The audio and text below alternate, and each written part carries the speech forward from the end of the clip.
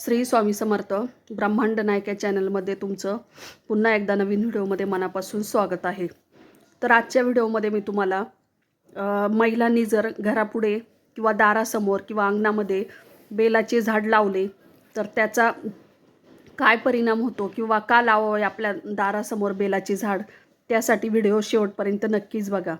आता बेल वृक्ष जर घरासमोर लावले तर त्याची आपल्याला विशेष फळ भेटत असते आणि शक्यतो महिलांनी जर त्याची पूजा केली तर त्याचं खूपच चांगलं फळ त्यांना भेटत असतं। आता बेलाच्या झाडाचा जो बुंदा आहे म्हणजेच त्याचं जे मूळ आहे त्याला जर दररोज जर नित्यनियमाने पाणी घातले तर तीर्थस्नान केल्याचे पुण्य त्या व्यक्तीला भेटत असते। त्यामुळे आपण नेहमी दररोज जरी तुमच्या घरासमोर असेल किंवा आजूबाजूला कुठे असेल तर दररोज बेलाच्या झाडाला पाणी घालायचं असतं। तसेच बेलाच्या झाडाखाली जर शिवपिंड जर मांडली तर त्या माणसाला सगळे तीर्थाचे दर्शन केल्याचे पुण्य प्राप्त होत असते।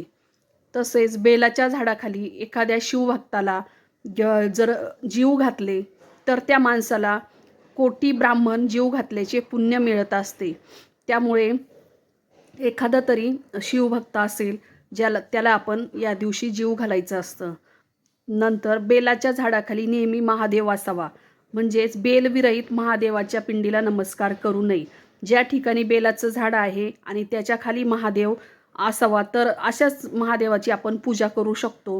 किंवा बेलाचं झाड नसेल आणि फक्त नुसतं महादेवाची तिथे मूर्ती असेल किंवा महादेवाची पिंड असेल तर त्या महादेवाची दर्शन घ्यायचे नसते असे म्हणतात। तर असे म्हणतात की बेल हे कधीही शिळे होत नाही, ते 6-6 महिने तसेच ताजे टवटवीत राहतात।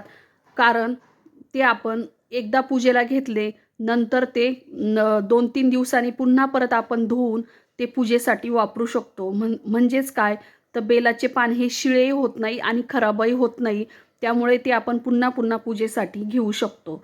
तसेच शिवपूजन केल्याने दारिद्र्य राहत नाही असे म्हणतात। आता शिवपूजा केल्याने सुख प्राप्त होते, शिवपूजा केल्याने आपल्याला रोग राहत नाही, कारण भोलेनाथ हे स्वतःच विष पचवत असतात। त्यामुळे कोणत्याही प्रकारचा आपल्याला आजार होत नाही जर आपण त्यांची पूजा केली, अभिषेक केला तर। दर सोमवारी तुम्ही शिवपिंडीला 21 काळी मिरी जी आहे तर ती जर वाहिली तर त्या व्यक्तीच्या जीवनात कधीही शत्रू राहत नाही असं म्हणतात।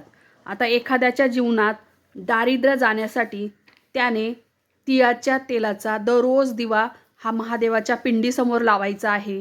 त्यामुळे तुमची इच्छापूर्तीसाठी त्यामुळे तुमची जे आजार आहे तर ते दूर होत असतात। तसेच तुमची जर इच्छा असेल तर इच्छापूर्तीसाठी गाईच्या शुद्ध तुपाचा दिवा मंदिरात लावायचा असतो। तुमच्या आजूबाजूला कुठे मंदिर असेल तर तिथे जाऊन तो दिवा लावायचा।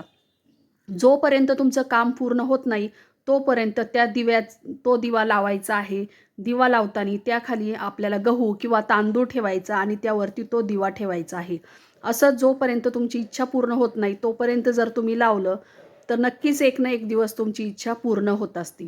तर अशा पद्धतीने तुम्ही जर तुमच्या दारापुढे बेलाचं झाड असेल किंवा लावलेलं नसेल तर नक्की लावा आणि त्याचा अनुभव घ्या। श्री स्वामी समर्थ।